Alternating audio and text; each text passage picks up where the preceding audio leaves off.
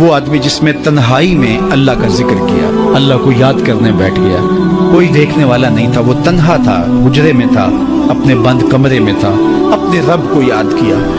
اللہ کی یاد کرتے کرتے اس کی آنکھوں سے آنسو ٹپکنے لگے، اس کی آنکھیں آنسوؤں کا خراج دینے لگی۔ تو میرے اور آپ کے آقا و مولا نے فرمایا کہ یہ آنسو اتنے قیمتی ہیں، ان آنسوؤں کے بدلے میں قیامت کے دن اسے عرش الہی کا۔ جب بابل شہر میں نمرود کی جھوٹی خدائی کا ناقوس بج رہا تھا اور شہر کے ہر دروازے پر اس کے ہم شکل بت رکھے گئے تھے، اور جو شہر میں داخل ہوتا اس کے لیے لازم تھا کہ اس بت کو سجدہ کرے، اور اگر وہ سجدہ کر کے نہیں گزرتا تھا تو اس نے سسٹم ایسا رکھا تھا کہ گھنٹیاں بجنے لگ جاتی، اس لیے چاروں ناچار ہر شخص کو اس کے بت کے آگے سجدہ ریز ہونا پڑتا تھا۔ اس ماحول میں جبکہ کفر ہر سمت پھیلا ہوا تھا، ظلمتیں ڈیرا جمائے ہوئے تھی، شب دہجور ہر سمت پنجے گاڑے ہوئے تھی، اور اس کی جھوٹی خدائی کی فسونکاری لوگوں کو جکڑے ہوئے تھی، تو اس زمانے میں ایک شخص پیدا ہوا جس کو حضرت ابراہیم کے نام سے دنیا جانتی۔ آپ نے نہ صرف نمرود کی جھوٹی خدائی کا انکار کیا، بلکہ انہوں نے جو جھوٹے خدا بنا رکھے تھے ان سب کا انکار کر کے پوری عظیمت اور پوری جرت کے ساتھ کھڑے ہو کر کے دنیا کے سامنے توحید پرستوں کی جو تصویر پیش کی ہے وہ انوکھی بھی ہے، البیلی بھی ہے، جرت افزا بھی ہے، اور باطن کو جلا دینے والی بھی۔ آئیے سورہ الانبیاء اٹھا کر کے دیکھتے ہیں۔ اللہ کا نبی جس ماحول میں آنکھ کھولتا ہے اور پھر جوانی کی دہلیز پہ قدم رکھتا ہے، ایک جھوٹے خدا کی خدائی کا ڈنکا بج رہا ہے، اور لوگ اس کے سامنے اپنی پیشانیاں بھی جھکاتے ہیں اور اپنے سر بھی جھکاتے ہیں۔ حضرت ابراہیم جب بلوغت کی عمر کو پہنچتے ہیں، وَلَقَدْ آتَيْنَا إِبْرَاهِيمَ رُشْدَهُ مِنْ قَبْلِ، اللہ ارشاد فرماتا ہے، اور یقیناً ہم نے مرحمت فرمائی تھی ابراہیم کو ان کی دانائی، اس سے پہلے وَكُنَّا بِهِ عَالِمِينَ، اور ہم ان کو خوب جانتے تھے۔ اِذْ قَالَ لِأَبِيهِ وَقَوْمِهِ مَا هَٰذِهِ التَّمَاثِيلُ الَّتِي أَنْتُمْ لَهَا عَاكِفُونَ، جب انہوں نے اپنے چچا اور اپنی قوم سے کہا کہ یہ کیا مورتیاں ہیں جن پر تم پوجا پاٹ کرنے کے لیے جمے بیٹھے ہو۔ وہ بت تھے جن کے ارد گرد وہ بیٹھے رہتے تھے اور ان کی پوجا پاٹ کرتے تھے۔ قالوا وجدنا آباءنا لها عابدین، تو انہوں نے جو دلیل دی وہ یہ تھی کہ ہم نے اپنے آباء و اجداد کو ایسے کرتے ہوئے دیکھا ہے۔ قال لقد کنتم انتم وآباؤکم فی ضلال مبین، حضرت ابراہیم علیہ السلام بولے بے شک تم اور تمہارے آباء و اجداد سارے گمراہی میں ہو۔ قالوا اجئتنا بالحق ام انت من اللاعبین، کہنے لگے آپ کوئی ہمارے پاس سچی بات لے کر آئے ہیں یا یوں ہی ہم سے دل لگی کر رہے ہیں۔ قال بل ربکم رب السماوات والارض، حضرت ابراہیم علیہ السلام نے کہا کہ یہ تمہارے معبود نہیں ہیں، تمہارا معبود وہ ہے جو زمین و آسمان کا رب ہے، الذی فطرہن، جس نے ان کو پیدا کیا ہے، وَأَنَا عَلَىٰ ذَلِكُم مِّنَ الشَّاهِدِينَ، اور میں اس صداقت پر گواہی دینے والوں میں سے ہوں۔ وَتَاللَّهِ لَأَكِيدَنَّ أَصْنَامَكُمْ بَعْدَ أَن تُوَلُّوا مُدْبِرِينَ، وہ ایک میلہ منعقد کیا کرتے تھے شہر سے باہر اور کچھ دن وہاں گزار کر کے آتے۔ عادت ان کی یہ تھی کہ جب وہ میلے پہ جاتے تو پہلے بتوں کے استہانوں میں حاضر ہوتے اور وہاں ان کے سامنے جا کر کے اقسام کی مختلف رنگوں کی مٹھائیاں رکھتے، اور پھر وہاں سے وہ میلے میں جاتے۔ جب واپس پلٹتے تو سب سے پہلے وہ اپنے بت قدوں میں آتے اور اپنے بتوں کو سلام کرنے کے بعد پھر اپنے گھروں کو پلٹتے۔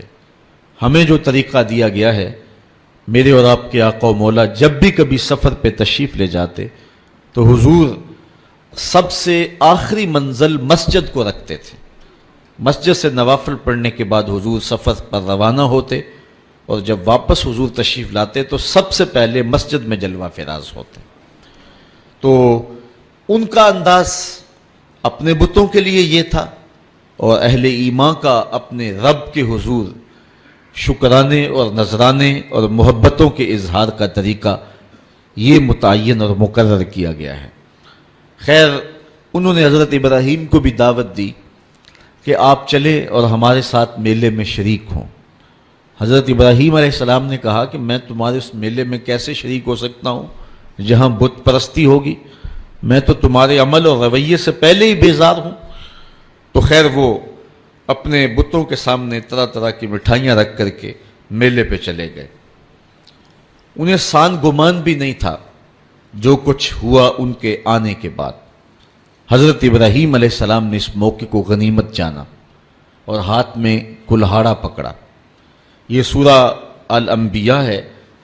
سورہ الصافات اٹھائیں، اللہ تعالیٰ جل شانہ نے وہاں سورہ الصافات کے اندر حضرت ابراہیم علیہ السلام کے اس ارادے کی تکمیل کو جو انہوں نے یہاں کیا تھا کہ میں ایک دن تمہارے بتوں سے نپٹ لوں گا، تو آپ ان کے بت خانے کے اندر کلہاڑا لے کر کے تشریف لائے. فراغ الی آلہتہم، ان کے بتوں کے پاس حضرت ابراہیم آئے.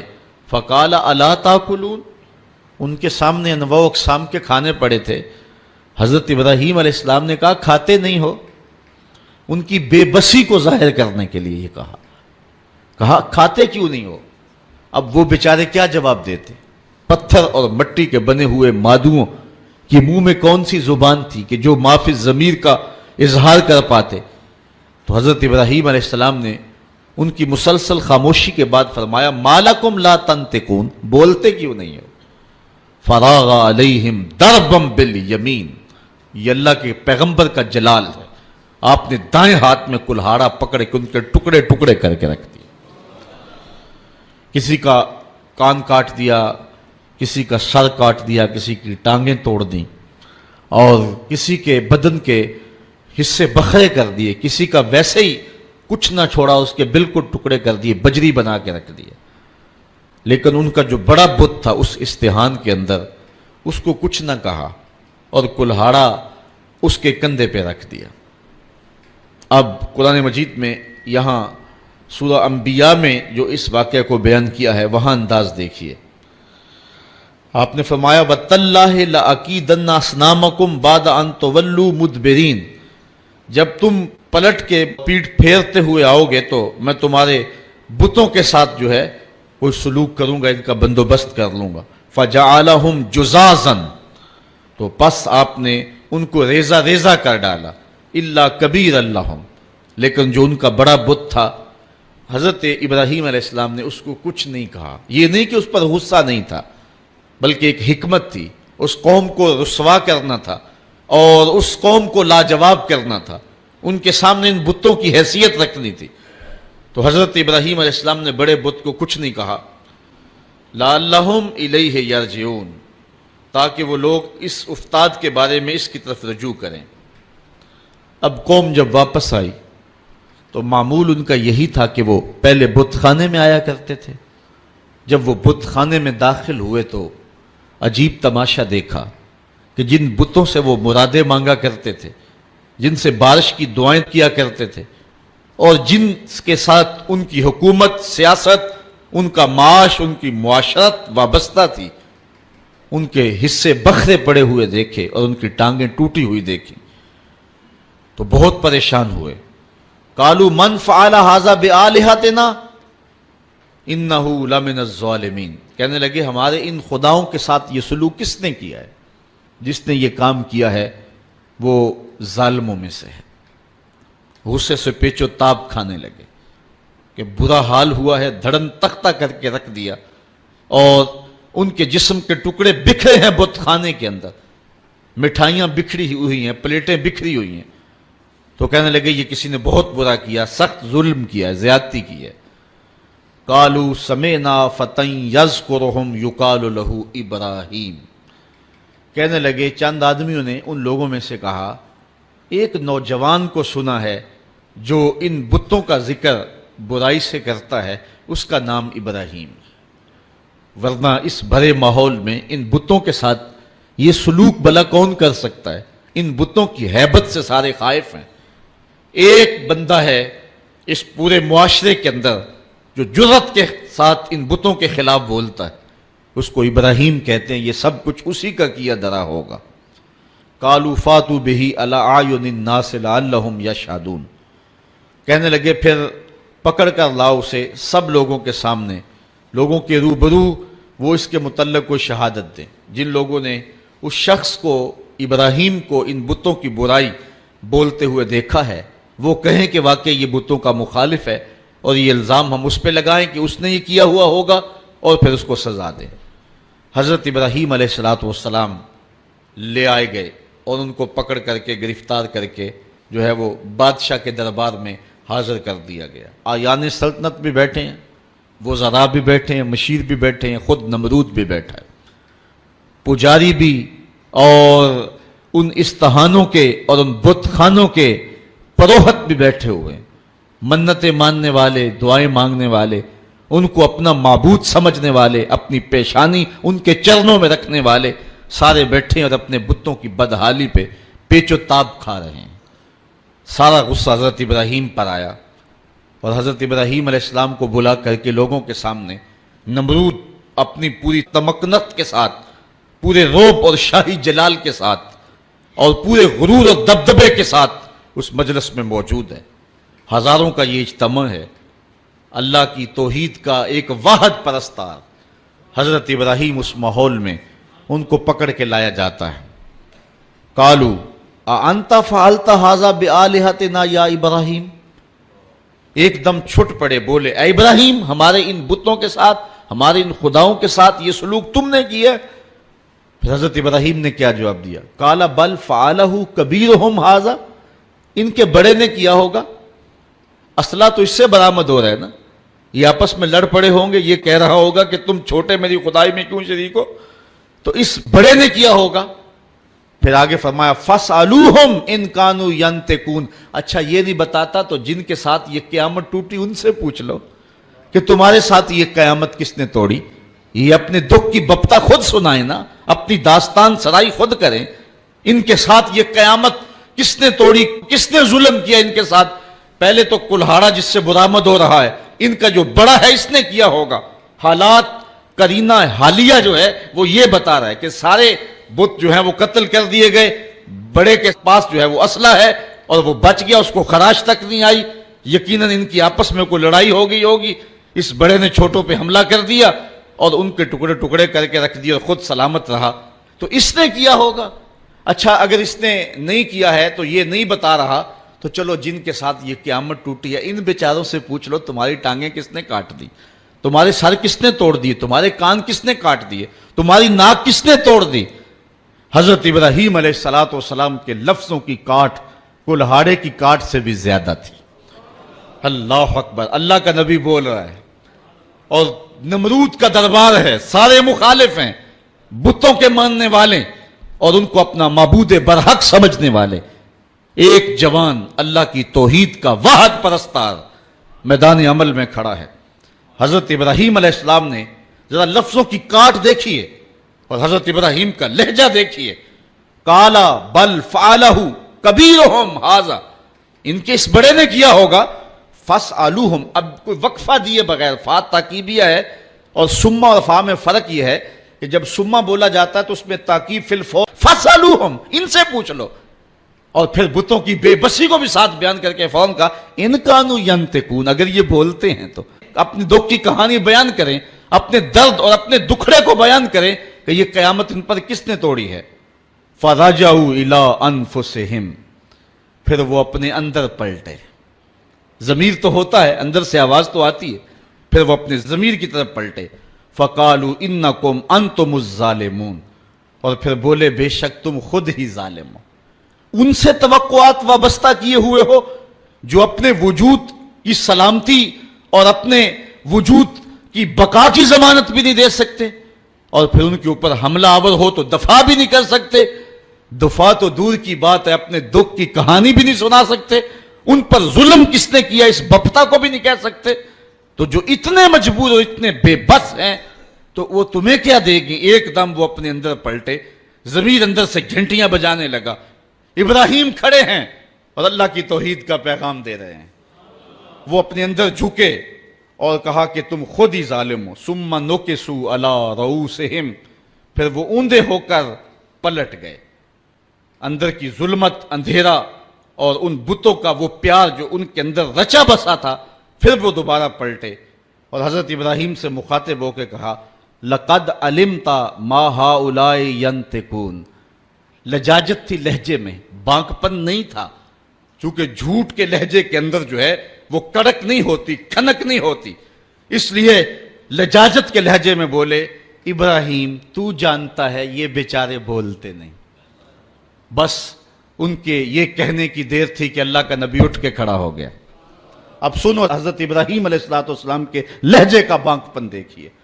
قرآن مجید میں توحید کے عنوان سے حضرت ابراہیم کی تقریر کے یہ لفظ جو ہیں، ذرا ان لفظوں کی کاٹ دیکھیے اور الفاظ کی اٹھان دیکھیے، ابراہیم علیہ السلام کے لہجے کا حسن دیکھیے اور پھر قرآن کا معجزہ دیکھیے۔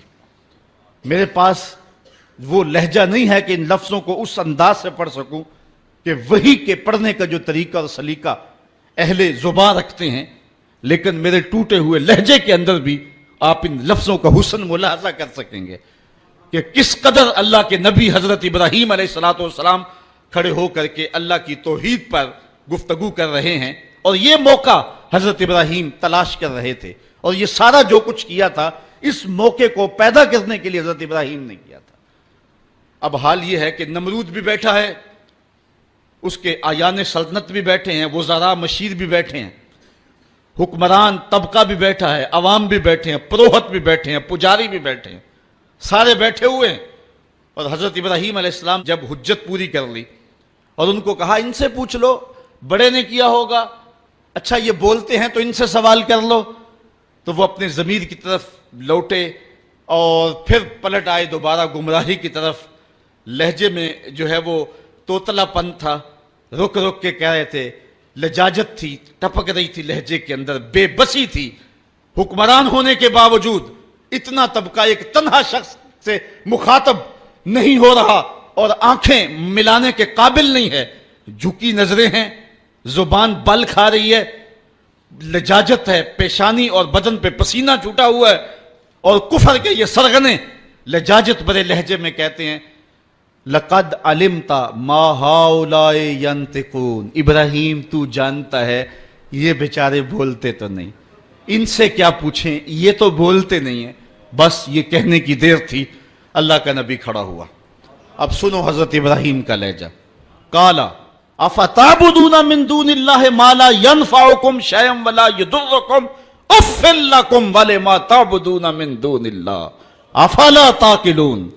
حضرت ابراہیم علیہ السلام نے فرمایا ان کو پوچھتے ہو اللہ کے علاوہ جو نہ نفع دے سکے نہ نقصان پہنچا سکے۔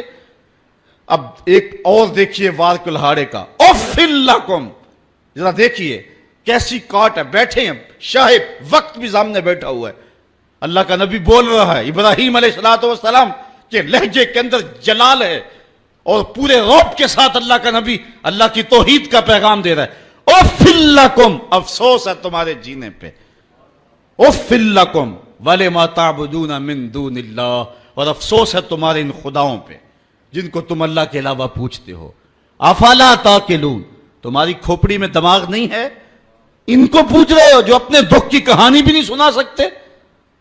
اب جب دلیل سے بات نہ ہو سکے اور جب کسی کے لفظوں کی کاٹ نہ کی جا سکے تو جو طاقتور لوگ ہوتے ہیں ان کا لہجہ دوسرا ہوتا ہے، جلا دو، ٹکڑے کر دو، مار دو، بوٹیاں نوچ لو۔ انہوں نے کہا قالو حرقوہ وانصروا آلہتکم ان کنتم فاعلین، آپس میں بولے اس کی زبان تو روکی نہیں جا سکتی، اس کے لہجے کا جواب تو دیا نہیں جا سکتا، اپنے بتوں کا دفاع تو ہو نہیں سکتا، ہمارے اس معاشرے میں یہ ایک شخص کھڑا ہو گیا اور ہمارے بتوں کے خلاف بول رہا ہے، اب اس کا جواب تو تم دے نہیں سکتے، اس طرح کرو کہ اس کو جلا کے راکھ کر دو۔ آج جو ٹیری جونز نے امریکہ کے اندر کتاب رحمت کے ایک نسخے کو جلانے کا اعلان کیا ہے، یہ اپنی شکست کا اعلان کیا ہے، قرآن کی صداقت کے آگے بول نہیں سکا ہے، قرآن کا یہ نعرہ، اگر اس کتاب رحمت میں تمہیں شک ہے تو اس کی مثل ایک سورت ہی لا کے دکھاؤ۔ یہ قرآن کا چیلنج آج بھی موجود ہے، بیروت میں، شام میں، فلسطین میں، مصر میں اور اسرائیل کے اندر کتنے یہودی ہیں جو بائی برتھ عربی ہیں اور وہ عربی کو اچھی طرح سے جانتے ہیں۔ یہ چیلنج ان کو دیا گیا ہے، لاؤ نا قرآن کی مثل ایک سورت۔ لیکن جب دلیل کی زبان بند ہو جائے اور انسان دلیل سے بات نہ کر سکے تو پھر اوچھے ہاتھ کنڈوں پہ اتر آتا ہے، پھر گالی اور گولی اس کا لہجہ ہوتا ہے، پھر وہ کہتا ہے جلا دو، ٹکڑے کر دو۔ تو حضرت ابراہیم علیہ السلام کے لیے انہوں نے سب نے مل کر کے یہ فتویٰ دیا، قالوا حرقوہ وانصروا آلہتکم، اس کو جلا دو اور اپنے معبودوں کو بچا لو، ان کنتم فاعلین، اگر تم کچھ کر سکتے ہو تو یہی راستہ تمہارے پاس رہ گیا ہے۔ اگر اپنے خداؤں کا دفاع کرنا ہے تو پھر اس کی زبان بند کرنے کے لیے یہی طریقہ ہے کہ اس کو آگ میں جلا دیا جائے۔ اب آگ کا آلاؤ روشن کر دیا گیا۔ حضرت ابراہیم کو تلوار کی ایک ضرب سے بھی کاٹنے کا اہتمام کیا جا سکتا تھا، لیکن رنگ کوئی اور تھے اور رب کو کچھ اور منظور تھا۔ ایک چخا تیار کی گئی اور مفسرین لکھتے ہیں کہ اتنی بڑی تھی کہ اگر اوپر سے فضا سے کوئی پرندہ گزرتا اور اس سے اٹھنے والی گرمی اور حرارت اور حدت سے وہ جل بن کر کے کباب بن کر کے نیچے جو ہے وہ گر جاتا۔ اب جب چخا جلالی روشن کر لی، اب ابراہیم علیہ السلام گرفتار ہیں اور ان کو پکڑ کے آگ میں ڈالیں تو کیسے ڈالیں، قریب تو جایا نہیں جاتا۔ ایک منجنیق تیار کی، اس کے ایک پلڑے میں حضرت ابراہیم علیہ السلام کو بٹھایا، ان کے بدن پہ رسیاں جو ہے وہ باندھی اور ان کو جکڑ کر کے اس منجیق میں رکھا کہ اس کو گھما کر کے اس آگ میں ڈال دیں گے۔ جب منجیق کو گھمایا جانے لگا، کارکنان قضاء و قدر میں کوہرام مچ گیا۔ مالک اس دھرتی پہ تیرا ایک ہی تو پرستار ہے، تیرا ایک ہی تو پوجنے والا ہے، اگر یہ بھی نہ رہا تو پھر تیری توحید کا اعلان کون کرے گا؟ لیکن فطرت مسکرا کے کچھ اور کہہ رہی تھی، فانوس بن کے جس کی حفاظت ہوا کرے، وہ شمع کیا بجھے جسے روشن خدا کرے۔ حضرت ابراہیم علیہ السلام اس منجیق میں ڈال لیے گئے۔ ذرا دیکھیے توحید پرست کا لہجہ، جس دھج سے کوئی مقتل میں گیا وہ شان سلامت رہتی ہے، اس جان کی کچھ پرواہ ہی نہیں، یہ جان تو آنی جانی ہے۔ ابراہیم علیہ السلام کے بارے میں ان کا خیال تھا کہ جب جلتی ہوئی آگ کے بھڑکتے ہوئے شعلے دیکھیں گے تو اپنے موقف سے رجوع کر لیں گے، لیکن جن کے اندر چراغ توحید روشن ہو، بھلا وہ ان بھڑکتے ہوئے شعلوں کو خاطر میں کیسے لاتے ہیں؟ حضرت ابراہیم علیہ السلام چرخی میں بیٹھے اور جب اس چرخی کو گھمایا گیا، حضرت جبریل امین حاضر ہو گئے۔ عرض کہی، اے ابراہیم، میں اللہ کے ہاں قرب خاص رکھتا ہوں اور میرا آنا جانا سدرہ تک ہے، اگر اللہ سے کچھ کہنا ہے تو مجھے کہیے، میں اللہ کی بارگاہ میں عرض کر دیتا ہوں۔ تو حضرت سیدنا ابراہیم علیہ السلام بولے کہ اے جبریل، تیری مہربانی پیشکش کی، مجھے تیرے سے کوئی حاجت نہیں ہے۔ جبریل نے عرض کی کہ اچھا چلو اپنے رب سے خود ہی عرض کر لیجئے، اس مشکل اور آڑے وقت میں آپ کی حفاظت کی جائے۔ آپ کی حفاظت اس قاض کی حفاظت ہے، آپ کا بچ جانا دین اسلام کا بچ جانا ہے، اس لیے آپ خود عرض کر لیجئے۔ حضرت ابراہیم بولے، اے جبریل امین، مجھے یہ بتاؤ، کافروں کے دل میں یہ بات کس نے ڈالی کہ میرے لیے آگ کے یہ الاؤ روشن کیے جائیں؟ کہا رب جلیل نے۔ کہا اگر جلیل کی یہ مرضی ہے تو پھر خلیل کی بھی یہی مرضی، جے سونا میرے دکھ وچ راضی تے میں سکھ نو چلے ڈاواں، اگر اس کی رضا ہے کہ میں جلوں تو میں 100 بار جلنے کے لیے تیار ہوں۔ اچھا، انہوں نے اس منجنیق کو گھما کر کے حضرت ابراہیم علیہ السلام کو آگ میں ڈالا۔ حوروں کی چیخیں نکل رہی تھی، عرش مولا تھرا رہا تھا، کارکنان قضاء و قدر پریشان تھے کہ دھرتی پر ایک ہی رب کی توحید کا متوالا اور اس کو بھڑکتی ہوئی آگ کے شعلوں پہ ڈالا جا رہا ہے، لیکن قدرت نے جو دکھلانا تھا وہ کچھ اور تھا۔ جب حضرت ابراہیم کو گھما کر کے آگ میں ڈال دیا گیا، ادھر حضرت ابراہیم آگ میں پہنچے، ادھر آگ کو رب کا سندیسہ پہنچا، قلنا یا نارو کونی بردم و سلامن علی ابراہیم۔ ہم نے آگ سے کہا، اے آگ ٹھنڈی ہو جا، اتنی ٹھنڈی بھی نہ کہ میرے خلیل کو سردی لگ جائے، ٹھنڈی بھی سلامتی کی ہونا، میرے ابراہیم پہ ٹھنڈی ہو جا۔ حضرت ابراہیم علیہ السلام اس آگ میں آ گئے، باہر تو بھڑکتے ہوئے شعلے تھے، اندر جنت کی ہوائیں چل رہی تھی۔ ایک دن نہیں، 2 دن نہیں، 40 دن تک اللہ کا خلیل اس آگ میں رہا ہے۔ 40 دن تک حضرت خلیل اللہ اس آگ کے اندر رہے۔ اندر گلزار بنا ہوا تھا، جنت کا ماحول تھا، فردوس کی جو ہے وہ بہاریں تھیں، اور باہر آگ جل رہی تھی۔ باہر کوئی جاتا تو وہ دور سے بھاگ آتا۔ اب ان کا تو خیال تھا کہ راکھ بھی نہیں بچی ہوگی، لیکن آگ کے جب شعلے سرد ہوئے اور جب کوئلے بجھے تو حضرت ابراہیم کوئلوں پہ چلتے ہوئے یوں آ رہے ہیں جس طرح کوئی نازنین پھولوں پہ چلتا ہوا آتا ہے۔ حضرت ابراہیم علیہ السلام سے پوچھا گیا زندگی کے بہترین لمحے کون؟ زندگی ایک بار ہی ملی، دوبارہ نہیں ملنی۔ اس وقت ڈاٹا پچھتاوا ہوگا، لوگ کہیں گے یا اللہ ایک بار بھیج دے بس، اب تو آنکھوں سے سب کچھ دیکھ لیا، دوبارہ تو سر سجدے سے نہیں اٹھائیں گے۔ کہا تجھے بھیجا تھا، پیغمبر بھی بھیجے تھے، کتابیں بھی اتاری، روز مرتے ہوئے لوگ تیرے سامنے تھے، اٹھتے ہوئے جنازے تیرے سامنے تھے، پھیلے ہوئے قبرستان، ڈوبتا ہوا سورج، یہ عارضی دنیا کے کتنے نقشے تمہیں دکھائے، لیکن تو پھر بھی نہ مانا۔ اب دوسرا موقع دے۔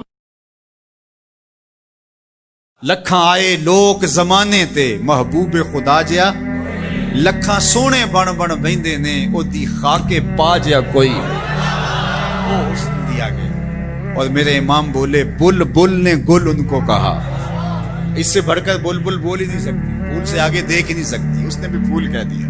بل بل نے گل ان کو کہا، کمری نے سروے جاں فضا، حیرت نے جھنجھلا کر کہا یہ بھی نہیں وہ بھی نہیں۔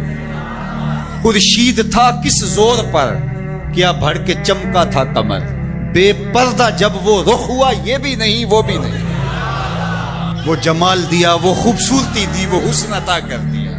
مکھ چند بدر شاشانی، متھے چمک دی لاٹ، کالی زلف تے اکھ مستانی، مخمور رکھی ہن مد بریاں۔ اللہ اکبر، وہ جمال دیا وہ انہی کا جمال ہے۔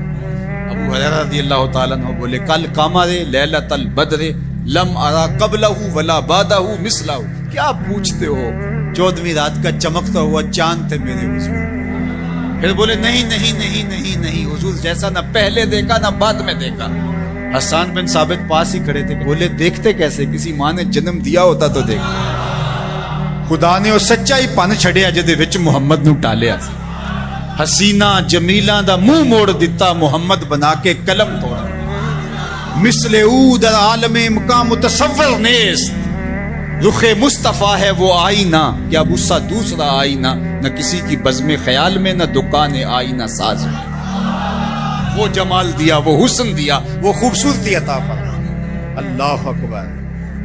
حضرت جابر بن سمرہ سے سنیے، وہ کہتے ہیں لیلۃ الادحیان تھی، 14ویں رات کا چمکتا ہوا چاند تھا، لال دھاری دار یمنی چادر اوڑھ کے محبوب سوئے ہوئے۔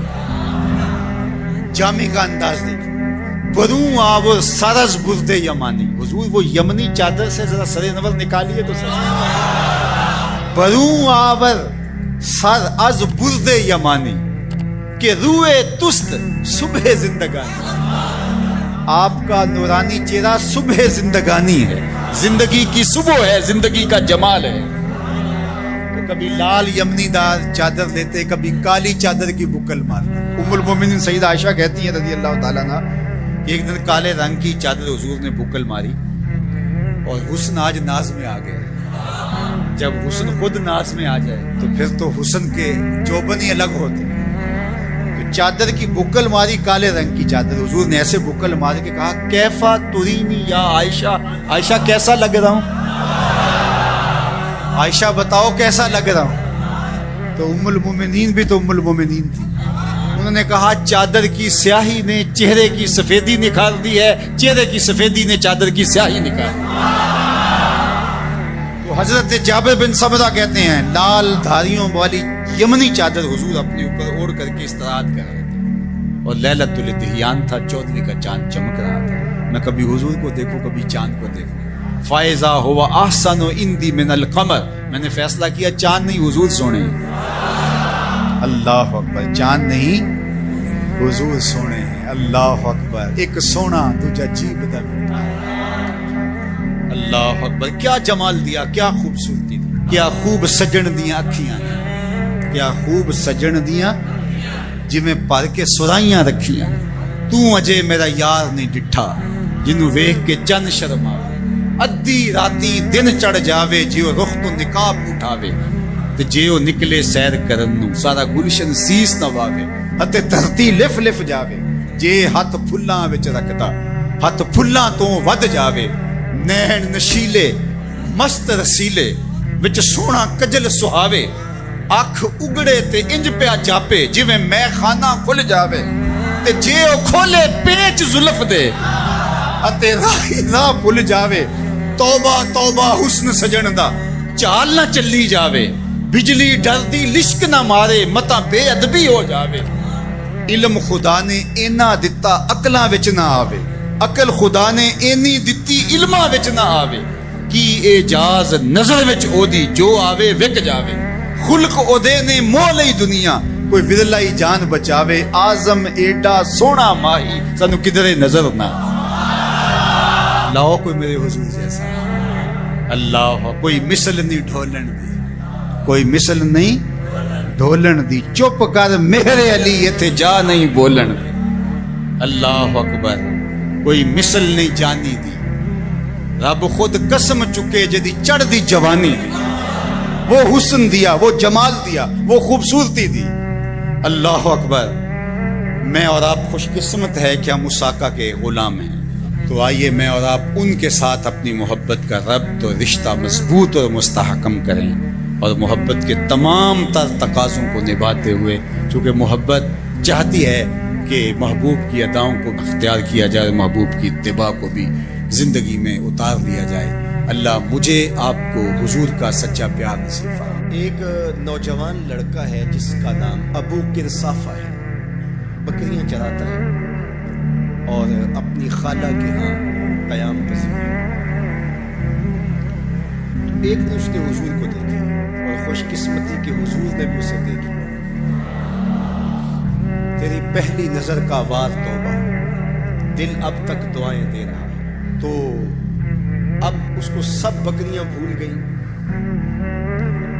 وہ بکریاں لاتا ہے اور چراگاہ میں چھوڑتا ہے اور آ کے حضور کی مجلس میں بیٹھے ایک دن خالہ کو پتہ چل گیا کہ یہ تو سارا دن وہاں بیٹھا رہتا ہے تو اس نے سختی سے منع کر دیا کہ تم وہاں نہیں جاؤ گے اب ایک دن تو کاٹا 2 دن کاٹے لیکن برداشت نہیں ہوتا آ کے اپنی ماں کو خالہ کو بٹھا کے ابو کرصافہ کہنے لگے نوجوان لڑکا ہے کہ میں تمہاری بات مان لیتا نہیں جاؤں لیکن ایک بات تو میری بات انہوں نے کہا کیا کہا ایک بار تم میرے ساتھ چلو بس اس کے بعد اگر تم نے روکا تو رک جاؤں گا ایک بار تم نے میرے ساتھ جانا ہے انہوں نے کہا ٹھیک ہے ہم چلے جاتے ہیں حامی بھر لے خیال تھا کہ ٹھیک ہے اس کے کہنے پہ ہو آتے ہیں اور اس کے بعد جو ہے وہ اس کو پھر زور بھی دینا پڑے گا اس کی شرط پوری ہو جائے گی اب ابو کرصافہ اپنی ماں کو اپنی خالہ کو لے کر حضور کی دہلیز میں پہنچے کچھ دیر بیٹھے اور واپس چلے تو اسے بے چینی تھی کہ اب یہ کیا بولتے ہیں کیونکہ اس کا مستقبل بھی اس پہ لگا ہوا تھا اب اس کے دل کی دھڑکنیں تھم رہی ہیں کہ پتہ نہیں میری ماں کیا بولتی ہے میری خالہ کیا بولتی ہے تو ابو کرصافہ کی خالہ نے بول کے کہا ما رأینا مثل ھذا الرجل زندگی میں ایسا سونا بندہ دیکھا ہی نہیں لکھاں لوگ آئے زمانے تے محبوب خدا جیا کوئی نہیں لکھاں لوگ آئے زمانے تے محبوب خدا جیا کوئی نہیں لکھاں سونے بن بن بیندے نے او دی خاکے پا جیا کوئی او دی خاکے پا جیا اور اعظم چشتی مرحوم ساری زندگی حیرت میں گزار دیتے ہیں اور لکھتے ہیں کہ سمجھا نہیں ہنوز میرا عشق بے ثبات سمجھا نہیں ہنوز میرا عشق بے ثبات تو کائنات حسن ہے یا حسن کائنات تو کائنات حسن ہے یا حسن کائنات احسن وجہن ابو کرصافہ کتنا سونا چہرہ تھا کتنا سونا چہرہ تھا ولا انقا ثوبن اور جتنے سونے کپڑے تھے اتنے سونے کپڑے بھی کسی کو پہنے ہوئے نہیں دیکھا اور تیسری بات فرمایا ولا الینا کلامن جتنی میٹھی باتیں کرتا تھا شہد ٹپکتا تھا اس کے لہجے سے، اللہ اکبر، اس کے لہجے سے شہد ٹپکتا تھا۔ تینو سینے دی میں ٹھنڈ آکھاں، شہد گلاب تے کھنڈ آکھاں، تینو نبیاں دا میں لاڑا آکھاں، تیرے ہجر دے وچ میں ہاڑا آکھاں۔ تو کہا ابو قحافہ آج کے بعد ہم تجھے نہیں روکیں گے، سویرے آیا کر، شام آیا کر، دوپہر آیا کر، تو جی بھر کے محمد کے چہرے کو دیکھا۔ مکھ چند بدر شاہ، متھے چمک دی لاٹ نورانی، کالی زلف تے اکھ، مخمور اکھی ہن مد بھری، دو ابرو کوس مثال دسن، دو ابرو کوس جیتی نوک مجا دے تیر چھٹن، لباں سرخ آنکھاں کے لالے یمن، چٹے دند موتی دیاں ہن کریاں، سبحان اللہ ما اجمل کا، ما احسن کا، ما اکمل کا، کتھے مہر علی، کتھے تیری ثنا، مشتاق اکھی کتھے جا لگے۔ اللہ اکبر۔ ابو قحافہ کی خالہ پہلے تو وہ کہتی تھی جاتا کیوں ہے، اب اس کی اپنی کہانی، سودا لینے کے لیے بازار گئے، ہاتھ اس کے بکے جس کے خریدار گئے۔ اللہ اکبر۔ کہا کہ اتنا سونا کلام کرنے والا بھی میں نے آج تک نہیں دیکھا۔ پھر کہا ابو قحافہ کیا کہوں، لگتا تھا اس کے چہرے میں سورج گھوم رہا ہے، ایسا حسین تھا، ایسا سونا تھا۔